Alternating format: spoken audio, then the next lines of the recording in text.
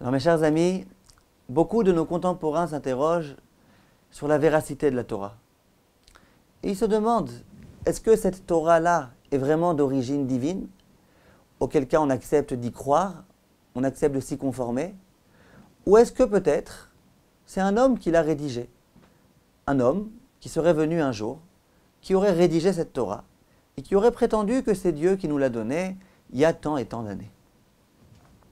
Il y a beaucoup de preuves que nos rabbanim apportent pour prouver la véracité de la Torah. L'une des preuves se trouve contenue dans la paracha de Behar. Dans cette paracha-là, cette fameuse Torah va proposer à l'homme un défi complètement impossible, illogique. Il s'agit de la mitzvah de la Shemitah. En quoi consiste la mitzvah de la Shemitah? Dieu s'adresse au peuple juif par l'intermédiaire de Moshe et il leur dit: écoutez bien mes chers amis, je sais que vous travaillez beaucoup dans le domaine de l'agriculture, vous avez tous des champs, toute votre nourriture, votre parnassa, votre subsistance provient de l'agriculture. Eh bien je vais vous proposer une mitzvah. Pendant 6 ans, shesh shanim tizra sadecha, veshesh shanim tizmor karmecha. Pendant 6 ans, je vous autorise d'ensemencer votre champ, je vous autorise de travailler vos vignes. Ou bashana sheviait, et la 7e année, Shabbat Shabbaton iye laaretz. Il faut que la terre soit en jachère, un véritable chômage, que vous ne travailliez pas la terre. Aucun travail, il n'y a plus d'agriculture possible, on ne laboure pas le champ, on ne procède pas à la récolte, rien du tout. Voilà la mitzvah folle que Dieu nous ordonne. Tuez-vous, mes chers amis, à l'époque où la Torah a été donnée, quelle que soit la date à laquelle la Torah a été donnée, quoi qu'on puisse en dire, il est clair qu'en tous les cas, à ce moment-là, la subsistance de l'homme provenait principalement de l'agriculture. À l'époque, il n'y avait pas d'informatique, il n'y avait pas de high-tech, rien du tout. Les gens travaillaient et ne vivaient que de leur récolte. Et d'ailleurs, à ces époques-là, lorsqu'il y avait de la sécheresse, c'était des véritables catastrophes. Il y avait des gens qui mouraient de faim. C'était la famine assurée. Pourquoi? S'il y a la sécheresse, il n'y a plus suffisamment de récoltes. Les gens ne vivant que de cela meurent de faim. Et il y a eu d'ailleurs, dans l'histoire, à de nombreuses reprises, en Russie et dans beaucoup d'autres pays, des moments où il y a eu la sécheresse et où malheureusement les gens mouraient de faim. Alors que les pays alentours proposaient de l'aide, alors qu'il y avait déjà le train qui fonctionnait, et donc on pouvait envisager d'importer et d'exporter de la nourriture d'ici à là-bas. Malgré tout, ces périodes-là se finissaient toujours très mal. Il y avait beaucoup de personnes qui mouraient de faim. Imaginons-nous maintenant à l'époque de la Torah. À l'époque où le train n'existait pas encore, il n'y avait quasiment aucune façon de faire venir de la récolte d'un endroit à un autre. Les pays alentours ne voulaient pas forcément nous aider. C'est logique de dire qu'ils ne souhaiteraient pas nous aider. Ils souhaiteraient nous dire: écoutez, vous voulez ne pas travailler votre terre pendant 1 an? Non, on ne va pas vous aider. Travaillez votre terre, soyez normaux, puis voilà. Et voilà qu'Hachem donne au peuple juif une mitzvah impossible. Une mitzvah dans laquelle Hachem nous dit: pendant 1 an, vous ne travaillez pas votre champ. Donc, pas de nourriture. Donc, on meurt de faim. Voilà donc une question qui va s'imposer. Comment accepter une telle mitzvah? Comment croire en une telle mitzvah? Comment, plus que ça, même si on accepte d'y croire, comment concrètement on va vivre la 7e année? Comment faire? Si on ne travaille pas le champ, on meurt. Cette question-là, les Juifs vont les poser, et la Torah a déjà anticipé. La Torah demande, je vous le lis dans les mots, Vechit omru manochal bashana sheviait. Et si vous posez la question, une question légitime, de toute personne qui a la tête sur les épaules, que va-t-on manger la 7e année? Hen lo nizra velo neesof et tevuatenu. Comment pourra-t-on manger, puisque nous ne pouvons ni semer, ni rentrer nos récoltes? Question tout à fait normale. Là vient la Torah avec une promesse. Laquelle? Vetziviti et birchati lachem bashana ashishit. Je vous octroierai ma bénédiction dans la 6e année. Ve'asat tatevoa les shalosh hashanim. À tel point que la récolte que vous obtiendrez pendant cette 6e année, elle sera en quantité triple. En une année, je vous donnerai ce qu'en général je vous donne en 3 ans. Pourquoi? Et la Torah continue à expliquer en disant que la 6e année, tout d'abord il faut bien qu'on vive cette 6e année. Donc la 6e année, tout d'abord, on doit avoir la récolte d'une année de la 6e année pour pouvoir vivre. Mais plus que ça, il faut aussi qu'on vive la 7e année. La 7e année, on n'a rien le droit de faire. On doit laisser le champ en chômage complet, rien du tout. Donc il faut bien qu'on vive aussi la 2e année. Donc la 6e année, il faut bien qu'il y ait une double récolte. Mais ça ne suffit pas. Lorsque la 8e année, on va commencer à reprendre le travail, à ce moment-là, il va bien falloir attendre qu'il y ait des nouvelles récoltes. Comment on va vivre cette 8e année? Donc il faut nécessairement que la 6e année, il y ait suffisamment de récoltes pour la 6e année, la 7e année et la 8e année. Donc il faut qu'il y ait un triple de récoltes. Dit le rédacteur de la Torah, no problème, je m'occupe de tout. Et la 6e année, j'ordonnerai ma bénédiction, je vous octroierai une bénédiction extraordinaire. Une bénédiction du triple. Voilà ce qu'écrit la Torah. Et dans toutes les générations, on arrivera bientôt à des exemples concrets si vous voulez, tous les Juifs qui ont observé cette loi-là, Baruch Hashem, ne sont jamais morts de faim. Ils avaient toujours ce qu'il fallait et ils ont toujours vu combien ils étaient l'objet de ce miracle-là. L'objet de cette bénédiction, de cette promesse divine. Mais laissons ça de côté un instant, mes chers amis, si vous le voulez bien. Reprenons notre hypothèse de départ. Imaginons que la Torah a été rédigée par un homme. Qu'un homme, un beau jour, soit venu et qu'il ait dit, voilà la Torah.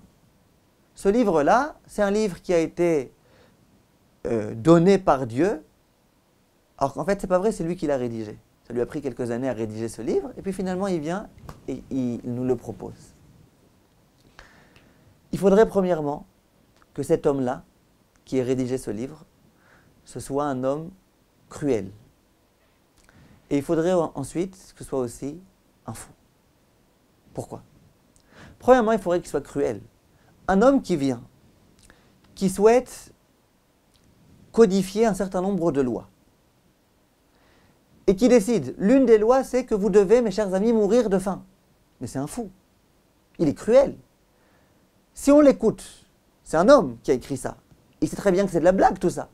Il sait très bien que ça n'existe pas, qu'en un an, il y ait les fruits de 3 ans. Donc ça veut dire qu'il voue tout le peuple à la perdition. Parce qu'il donne une mitzvah à un peuple entier, dont il se dit que, visiblement, ils vont l'observer. En tous les cas, c'est ce qu'ils souhaitaient. Et il leur dit, les amis, pendant 1 an, vous allez mourir de faim, vous, vos enfants, les vieillards, les femmes, tout le monde. Donc il faut premièrement que cet homme-là soit un fou furieux, un homme extrêmement cruel, un assassin. Parce qu'il faut être logique. Pendant 1 an, on ne travaille pas le champ, on meurt de faim. À l'époque, c'était comme ça en tous les cas. Donc premièrement, il faut qu'il soit cruel. Plus que ça, il faut que nos parents, qui ont accepté de croire à ces bobards, excusez-moi l'expression, il faut qu'eux aussi aient été complètement naïfs et cruels. Comment des parents peuvent accepter de se plier à des règles qui vont les tuer eux-mêmes et leurs enfants? C'est quand même pas possible. Donc s'ils ont accepté ça, c'est-à-dire qu'eux-mêmes, ils étaient complètement cruels. Mais en dehors de ça, mes chers amis, en dehors de cela, ce que les gens appellent en général une preuve irréfutable, je vous ai déjà dit que j'aime pas tellement cette appellation parce qu'on peut toujours réfuter ce genre ce genre d'argument. Mais si on réfléchit malgré tout, de façon réelle, de façon désintéressée, l'homme qui a rédigé la Torah, si jamais c'était un homme, tout le monde s'accorde à dire que c'était un homme extrêmement intelligent. Cette Torah-là, elle est intelligente. On le voit très bien. Donc c'était un homme qui n'était pas débile en tous les cas. Moi, je vous pose une question. Pourquoi cet homme-là, au moment où il rédige une Torah tellement magnifique, pourquoi il a besoin de se mouiller? Pourquoi il a besoin d'écrire? Vous savez, il y a une mitzvah qui s'appelle la Shemitah. Cette mitzvah-là, elle risque de vous tuer, mais vous inquiétez pas, la 6e année, il y aura une récolte en quantité triple. À quoi il s'amuse? Cet homme-là, il veut qu'on le croive ou qu'on ne le croit pas? il souhaite qu'on le croie. Alors qu'est-ce qui va se passer? On va essayer de nous plier à ce qui est écrit dans son livre. Première année, deuxième année, troisième année, sixième année, on va s'apercevoir que c'est du mensonge. On va s'apercevoir qu'il n'y a pas du tout un triple de récolte. On va s'apercevoir que ça va être la septième année, la famine. On va s'apercevoir que les enfants vont gémir, vont hurler de faim. On va voir que tout ça c'est du bluff, que c'est du mensonge. On va prendre cette Torah et on va lui envoyer à la figure. Cet homme-là, il voulait qu'on le croie, c'était ça sa plus grande aspiration. Il voulait qu'on suive ce qu'il écrivait. Pourquoi il s'est mouillé? S'il avait donné 612 mitzvot, mais pourquoi cette 613e-là? Pourquoi cette mitzvah-là qui le mouille tellement? Il sait très bien que c'est un homme. Il sait très bien qu'il n'a aucun pouvoir surnaturel. Il sait très bien que la sixième année, il n'y aura pas le triple. Alors pourquoi il l'écrit? Et puis si la première année, il y a un miracle, et qu'effectivement, la sixième année, il y a ce qui se passe, mais la prochaine fois, le prochain cycle de 7 ans, et celui d'après, et celui d'encore après, et si une fois il s'avère qu'il a menti, si une fois il s'avère que c'est du mensonge qui est écrit dans son livre, et bien immédiatement, on prend son livre, on le brûle, et puis on ne respecte plus rien. Donc, cet homme-là, qui a écrit cette Torah, si jamais c'est un homme qui a écrit la Torah, non seulement il est cruel, mais en dehors de cela, il est complètement imbécile. Il prend des risques fous. Il souhaite qu'on suive sa Torah, il souhaite qu'on l'observe, en sachant très bien qu'au bout de 6 ans, déjà, on ne respectera plus rien. Pourquoi il s'amuse à faire ça? Il aurait dû nous donner la même Torah sans cette mitzvah-là. Sans certains autres mitzvot aussi qui vont prouver l'origine divine de la Torah. Si jamais il propose cette chose-là, c'est visiblement que ce n'était pas un homme qui a rédigé, mais c'est que c'est Dieu.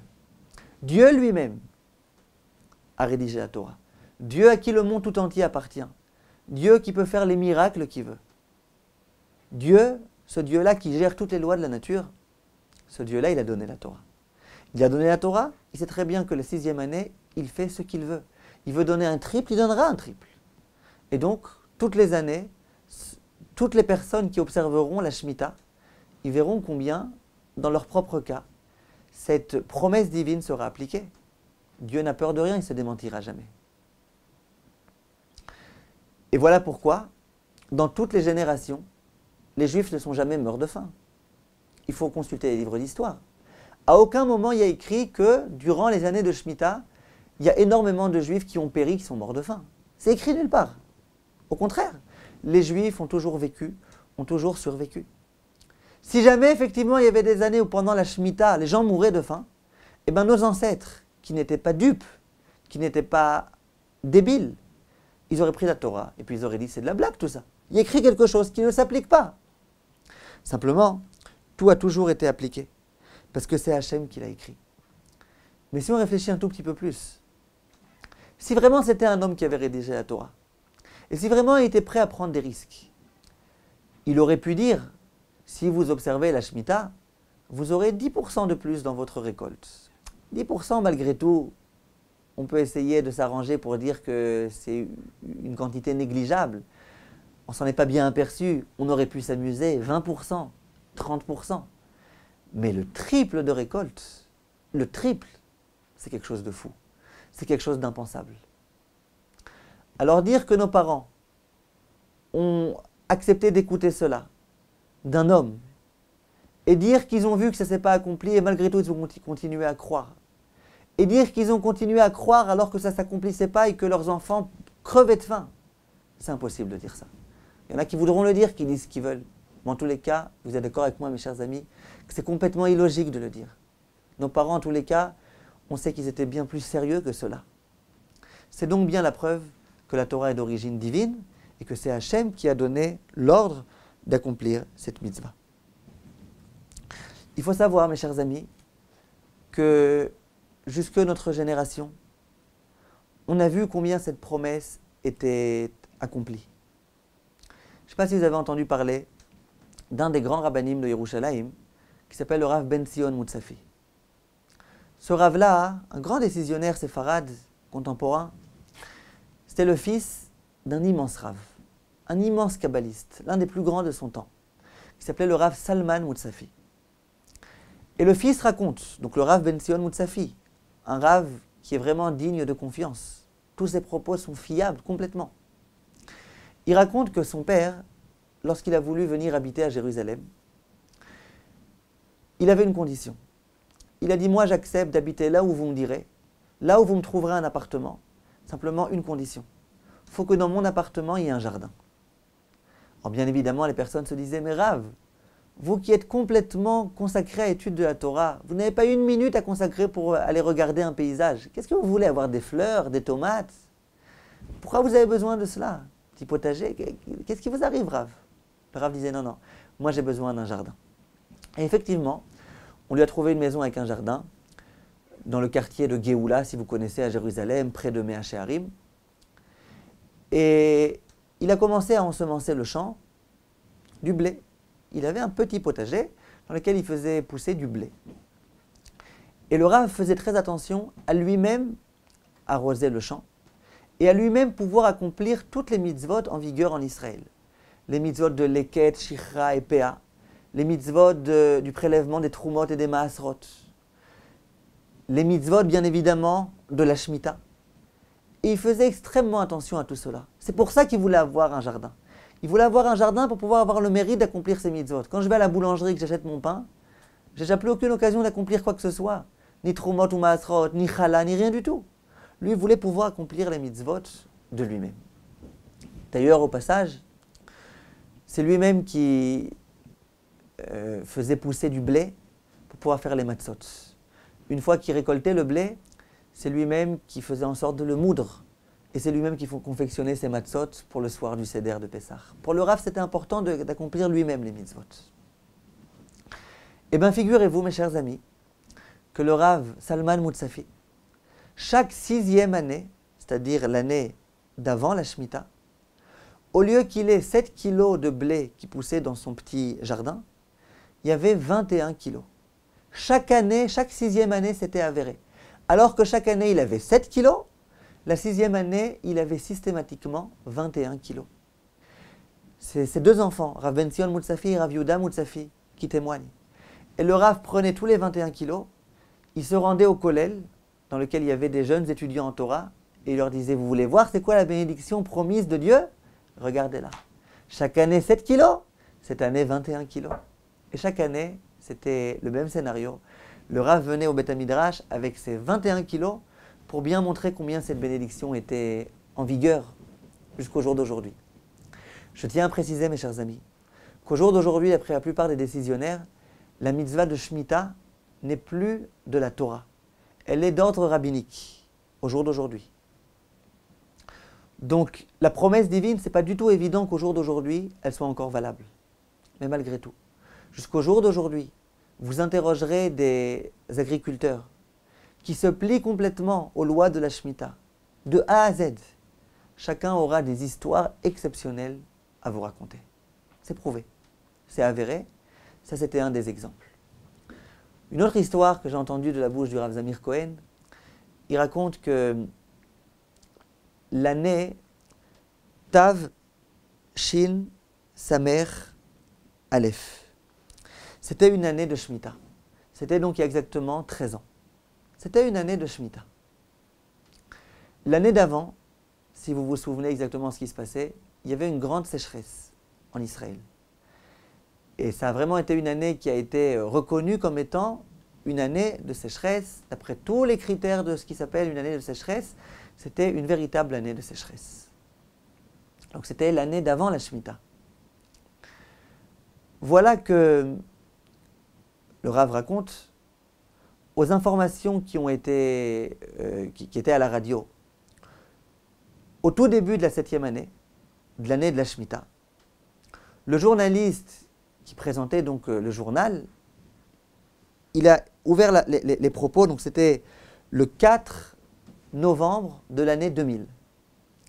À minuit, il a ouvert les informations en disant la chose suivante. Il dit voilà que les agriculteurs ont annoncé que cette année, les récoltes des olives en Israël sont en quantité triple que d'ordinaire. Et d'ailleurs, la qualité aussi de l'huile qu'on obtiendra, visiblement, sera d'une bien meilleure qualité. Voilà les propos qui ont été dits par ce journaliste ce jour-ci. Quelque chose de stupéfiant. L'année d'avant, c'était une année de sécheresse. On se serait attendu à ce que cette année-là, il y ait vraiment une famine, qui ait très peu d'olives. Mais qui est le triple d'olives, c'est quelque chose d'inconcevable.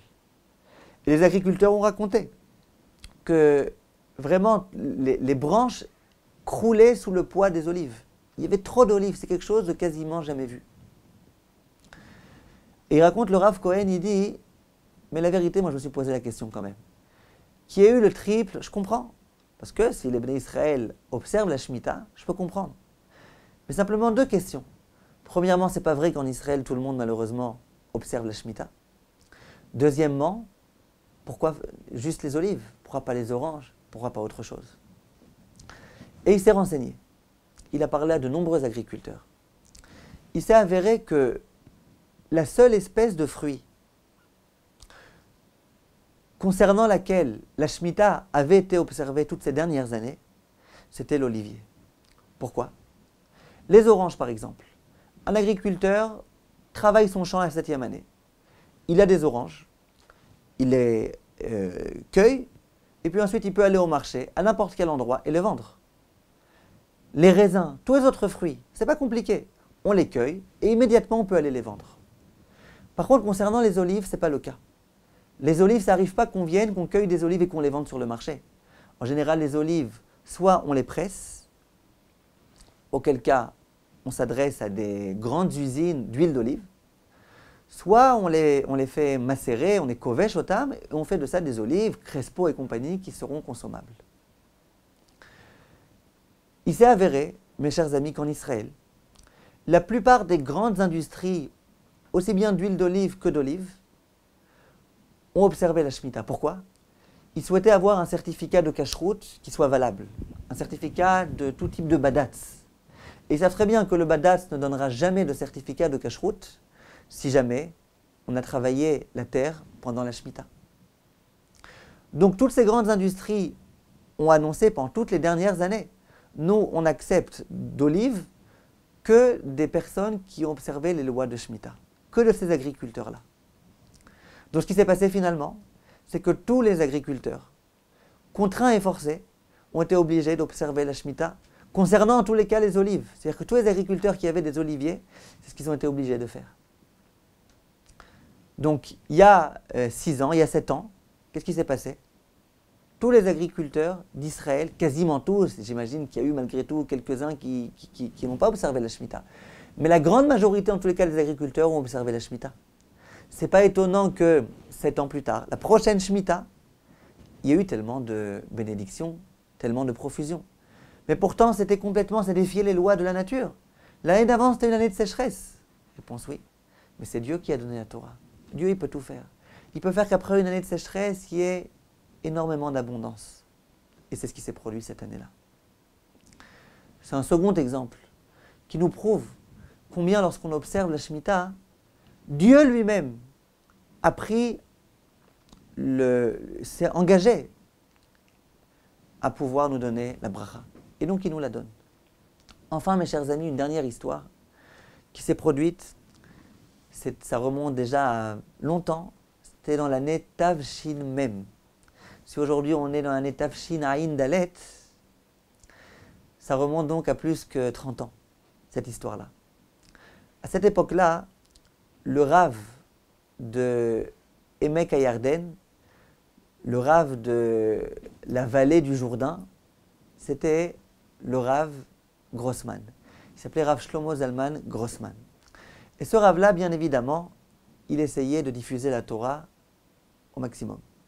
Et donc, il s'adressait à ses élèves à chaque fois, il leur disait, vous savez, la mitzvah de la Shemitah, c'est une mitzvah importante, il faut que vous l'accomplissiez. Et d'ailleurs, ne vous inquiétez pas, vous ne perdrez rien de cela.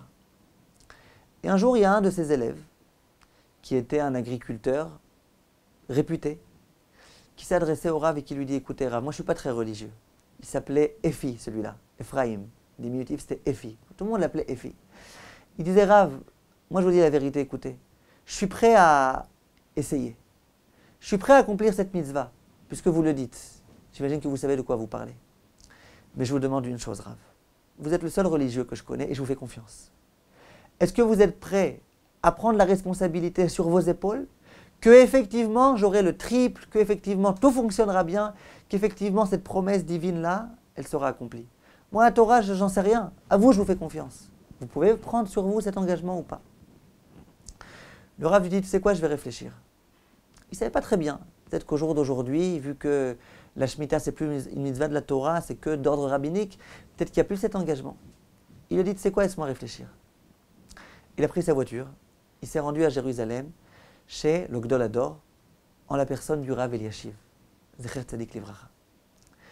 Il a dit au Rav Eliashiv, regardez, il y a un homme qui est prêt à observer les lois de la Shemitah à une condition, c'est qu'on lui promette qu'effectivement, il y aura le triple de bénédiction, etc., etc. Le Rav Eliashiv lui dit, écoute, au jour d'aujourd'hui, on ne peut pas tellement s'engager à cela, en dehors du fait que la bénédiction d'Hachem, c'est peut-être une bénédiction collective qui concerne le peuple juif. Le peuple juif, en général, cette année-là, aura un triple de récolte. Mais est-ce que ça concerne chaque personne individuelle? Ce n'est pas évident. Dit le Rav Eliashiv, mais tu peux lui dire une chose. C'est qu'il doit observer la Shemitah et qu'il aura une grande bracha et qu'il ne perdra rien de cela. Le Rav Grossman a quitté le Rav Eliashiv. Il a été voir ce Efi et lui a dit, écoute mon cher ami, sache que t'inquiète pas, tu ne perdras rien. Observe la Shemitah et tu verras, tu auras une grande réussite. Et ce Efi a eu une totale confiance aveugle en son Rav. Et effectivement, il a dit au Rav, bon, alors cette année-là, eh ben tant pis, je ne travaillerai pas mon champ. Il a trouvé un autre petit boulot, il est devenu secrétaire quelque part. Et ça a été une année extrêmement difficile pour lui. Alors qu'en général, il avait beaucoup de récoltes, qu'il faisait beaucoup d'argent. Cette année-là, en tant que secrétaire, il avait une petite paye, toute maigre. Et puis, il a eu beaucoup de mal. Mais malgré tout, il ne s'est pas laissé avoir. Il y avait beaucoup de gens qui se moquaient de lui. Il ne s'est pas laissé faire, il ne s'est pas laissé intimider. Et il a continué à observer la Shemitah. À la fin de cette année, au tout début de l'année d'après, c'était le jeûne de Tzom Gedalia, le 3 Tishrei, le lendemain de Rosh Hashanah. Voilà que cet homme a rencontré le Rav Grossman. Et tous les deux, à l'issue du jeûne, ont fait un lechaim. Ils ont trinqué un verre d'alcool et ils ont fait lechaim. Ils étaient tous les deux joyeux que Baruch Hashem, cet homme-là ait réussi à observer les lois de la Shemitah pendant toute une année. C'était quelque chose d'extraordinaire. Cet homme dit au Rav, bon, maintenant on va voir, maintenant je vais avoir à nouveau toute une année, je vais avoir du boulot, je vais devoir travailler. Simplement, il y a eu un grand problème qui s'est présenté. Le problème était le suivant. À ce moment-là, comment ça fonctionnait? Il y avait chaque année le moment où on devait ensemencer la terre. Les graines, elles étaient à ce moment-là données par l'agence juive, par la Sornout. C'est elle qui donnait à chaque agriculteur les graines. Les agriculteurs prenaient les graines et au moment voulu, ils ensemençaient leur champ. Simplement, ces graines-là, à quel moment elles étaient distribuées? Pendant l'année de la Shemitah. C'était le moment où il fallait ensemencer. Et donc, c'était à ce moment-là qu'il fallait venir récupérer les graines. Cet homme-là, pendant toute cette année-là, il ne s'est pas du tout préoccupé de son champ.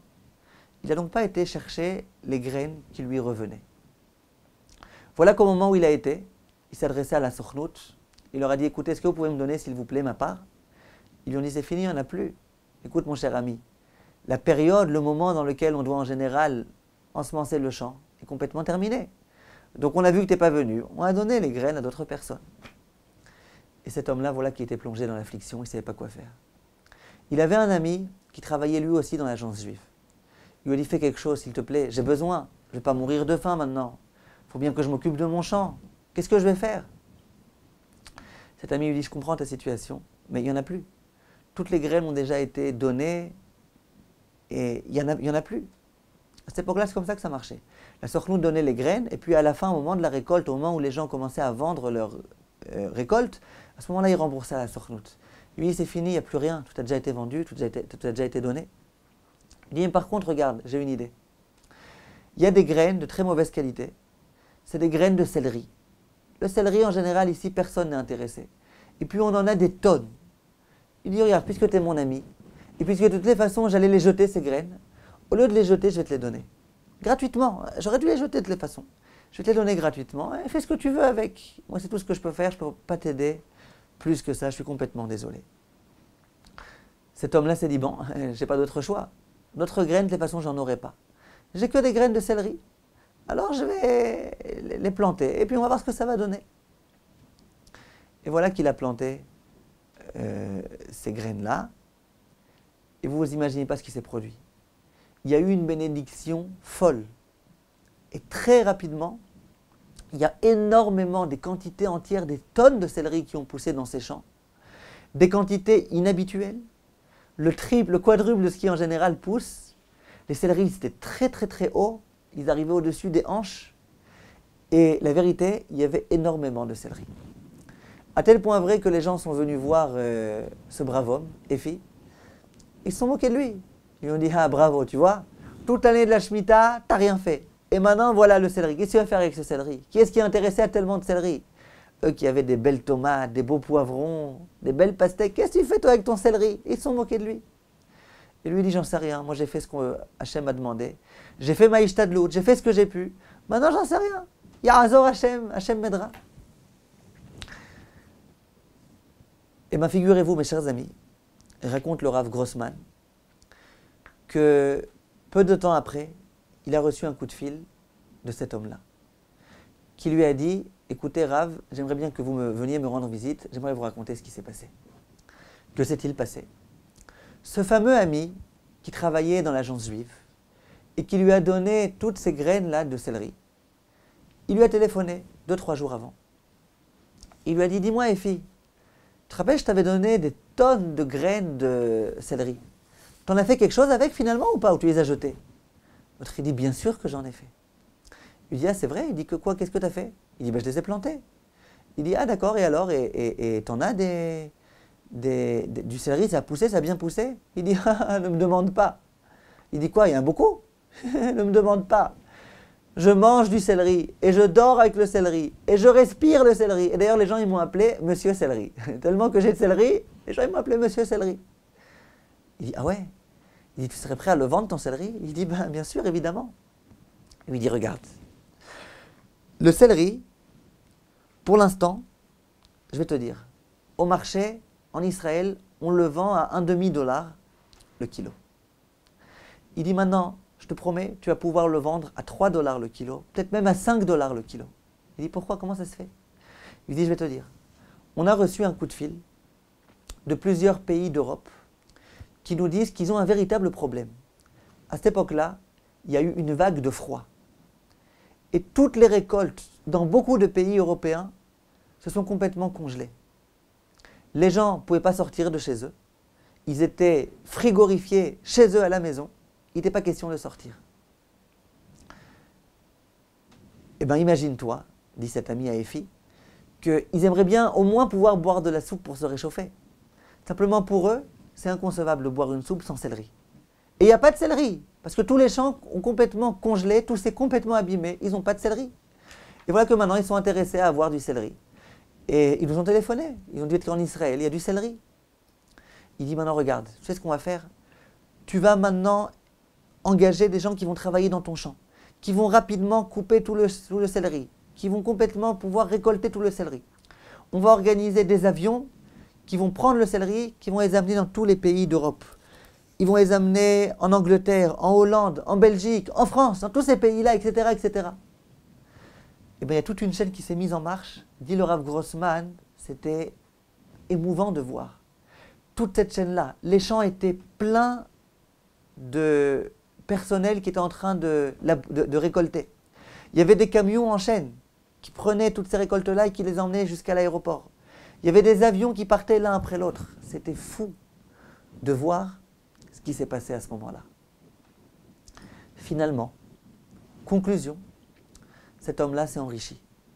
Ce n'est pas devenu un multimilliardaire, mais il s'est énormément enrichi de toute cette histoire-là. Ensuite, il a acheté une très belle voiture qu'il a appelée la voiture de la Shemitah. Il s'est acheté un cheval extrêmement cher qu'il a appelé le cheval de la Shemitah. Et à chaque fois, il disait à ses amis, vous voyez, chers amis, celui qui observe la Shemitah, voilà, Dieu lui a promis quelque chose. Et bien voilà la promesse qui s'est réalisée. Voilà la promesse. Moi j'ai cru en mon Rav, voilà ce qui s'est produit. Et puis cet homme-là, durant toute sa vie, a continué à observer la Shemitah, à observer les autres halachot de Shemitah. Un jour, le Rav Grossman donnait un cours, il a raconté cette histoire-là. Il a raconté que c'était un garçon qui s'appelait Efi. Il y a une des personnes qui participait à ce cours qui a dit au Rav Grossman, ouais, je le connais moi ce Efi. Je le connais, il m'a lui-même raconté cette histoire-là. Au jour d'aujourd'hui, c'est devenu un grand Talmid Chacham, qui lui-même donne des cours de Torah. Voilà l'histoire fabuleuse que raconte le Rav Grossman, une histoire qui s'est vraiment réalisée. Et une histoire qui nous prouve que même au jour d'aujourd'hui, alors qu'il n'y a aucun engagement déjà de la part d'Hachem, vu que la mitzvah de Shemitah au jour d'aujourd'hui n'est plus Deoraita. On espère que bientôt ce sera à nouveau Deoraita, lorsque tous les Juifs se trouveront en Israël. Et malgré tout, la promesse divine n'a jamais été démentie. Hachem s'est engagé que toute personne qui observerait la Shemitah, il aurait une énorme réussite. Et bien voilà une preuve d'un homme qui a été l'objet d'un miracle. L'essentiel était que cette mitzvah-là, cette promesse-là, soit accomplie. Pour en revenir à ce que nous disions au tout début, si jamais un homme avait rédigé la Torah, jamais au monde il aurait pris le risque d'écrire une telle mitzvah qui allait à son encontre, qui à coup sûr allait lui faire des problèmes, qui à coup sûr allait faire que les gens allaient dire cette Torah-là c'est du mensonge, c'est du n'importe quoi. Simplement vu que c'est Hachem qui nous a donné la Torah. Voilà l'une des preuves très fortes, comme quoi la Torah est divine, comme quoi celui qui nous a donné la Torah, c'est celui qui gère le monde tout entier, celui qui peut donner une bracha sans fin. Il nous a donné la Torah.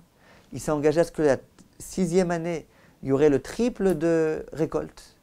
Et nous sommes témoins, jusqu'au jour d'aujourd'hui, que les gens qui observent la Shemitah, non seulement ils ne meurent pas de faim, mais au contraire, ils peuvent très bien vivre.